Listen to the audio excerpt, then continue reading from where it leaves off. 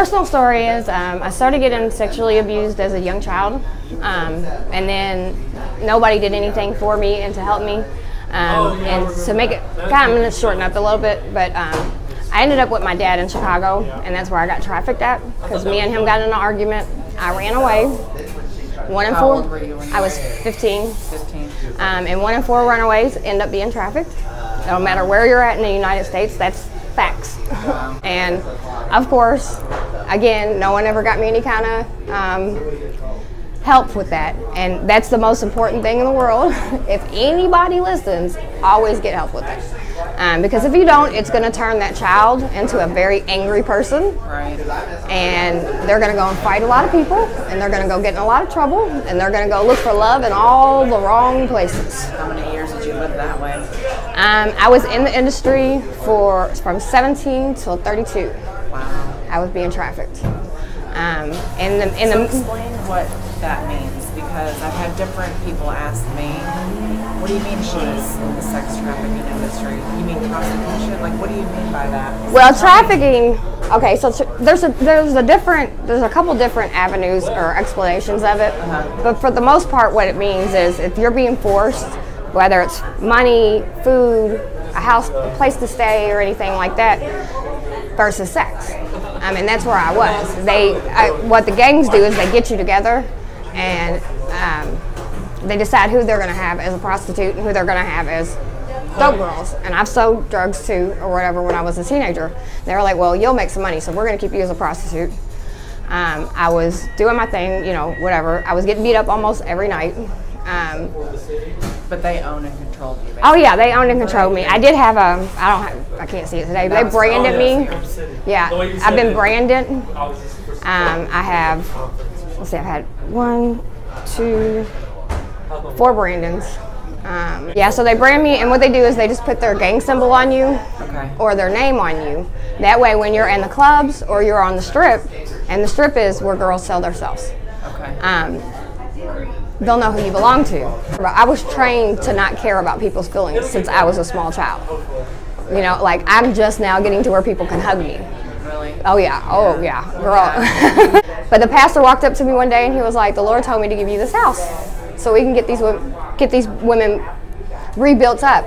I haven't been in a lot of minister to them like nobody else can. Right. You can reach them. And then the people that I have on my team or whatever, I've sent them through the loops, you know, so I know that they're gonna really love on these women and they're really gonna stick with it. Because I want this house to be so spiritual healing that when people are walking past it, did Jesus just say my name? Yeah.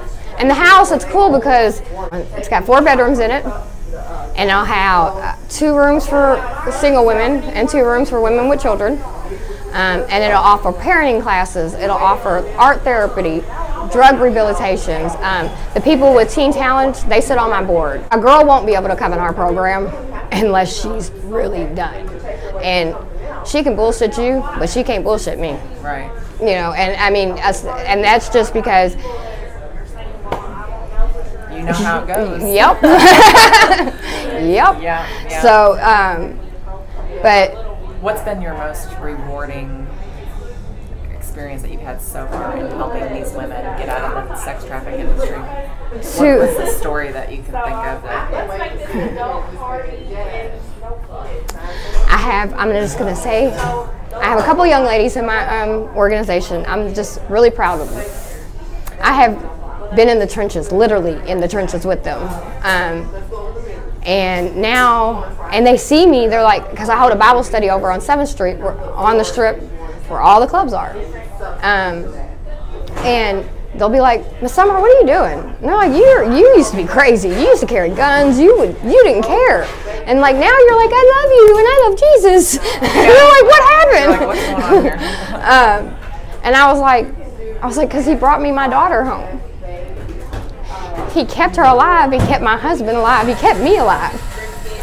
And now that I know what God looks like and His love, how can you not share it? Right, like, you know, and it's hard. I'm not gonna lie to anybody. Like, I don't know nothing about ministry. You know, I don't know nothing about running a business. But God's placed some amazing people around me. Where do you find that there's gaps how to really truly help them out of this industry? Well, my thought process is, one, the girls will go, I mean, they'll have to, the application that we got working on, it won't be no joke. They'll have to go do 90 days in a treatment center before they come to our program. They'll have to, they'll be drug tested every single day. And I'm just going to ask them, like, what do you need? Because your need's going to be different than my need. Right. And I have a resource pack, and I have a lot of people in the city, so usually God provides for us. We do street outreach here in Louisville, and we go into the clubs and we pray with the women. But we also go on the strips and pray with the women. We also do homeless outreach because there's a lot of trafficking going on in the homeless outreach community. Because those girls don't have nothing, you know, so they're going to be forced to do 99.9999, you know. What are your biggest dreams and hopes for you've named your organization the Women of the Well? Women of the Well. We're doing a conference. That's another outreach thing. We're doing a conference in April. It'll be the first survivor-led survivor conference on everything. Really? Yeah. So my prayer is that people see that survivors can do this, because a lot of people think, because you look some one way and I look one way, you're more qualified than I am. Sure. No, that's not true. You know, and my prayer is that more survivors get raised up to where they're empowered, and people around them are empowering them to where they feel like they can go out and disciple, and they can go out and call me at 2 o'clock in the morning if a girl tells them they need some help, or, you know. But my dreams for the industry is, or not the industry, my bad. The industry that you can help the industry with. Oh, yeah. Yeah. So I want to have a warehouse full of girls making soap, and it's all natural goat milk soap, and each bar is prayed over. And then I want to have, I have the house, it's downtown. I want to have 3 more houses. I want to have some ones out in the country, because in some of these situations, you have to remove the girls from the whole state. You can't keep them here because they'll get killed. So that's exciting. So your goat. So what is the name of the goat? Esther's Soap Company. Soap Company. Mm-hmm. People that want to find out more about that, they go to your. We're getting that. You can go to the Women of the Well page, www.wowell.com. Okay. And that'll have some of the soap on it. We're not ready to sell it off of the website yet. I'm going to get Esther's her own, but it shows what we're doing, and then it shows a number. I'm setting it up. I'm in the early stages. Yeah, that's a neat concept that you're helping empower the women, get out of the industry, do something. Well, you know, because if we expect these women to stop their life and everything that they're doing, and then just, well, what am I supposed to do? Because you have a girl like me that I didn't really know how to do anything else. Right. You know, so I mean, all the way from opening deodorant, you know, and to where, if you have a nice, healthy mommy showing you all that stuff, that's great. But if you don't, each girl's needs different. And just like I tell my girls all the time, I'm healing with you guys. You know, I've only been out of the industry 2 years. Like, I just had a gun to my head. This is insane for me doing the things that I'm doing, but you know it's him. Because I don't even have the financial means to do the stuff that's going on right now. The way I do Women of the Well or whatever, I sit down and I tell my team, I'm like, I didn't get this, you know. Or when I was at this other situation, another program, they didn't offer any of the girls this stuff. And this is, why can't we? Like, we run a pantry. Can we offer this stuff to them if they need help, or if they? I'm real quick to get on Facebook and be like, I got a girl that needs some clothes, and people give it to me because they know. I mean, money's great, but I don't need your. I mean, money's great, but I don't need it. God's gonna say, here, this is what you need, or here's a blouse, or here's a couch, or here's a fridge. God's placed it on my heart to find women like yourself who are really trying to make a difference and live a better life and pour into other people to make them believe that it is possible to get out of that. In talking to you, I wanted to design a piece that represented Women of the Well, or just you. And you mentioned redwood's your favorite color, and red's kind of like your because it reminds me of what set me free, the blood of Jesus. Well, I made this piece for you. It's red coral and sterling steel. Oh, wow. And it's across.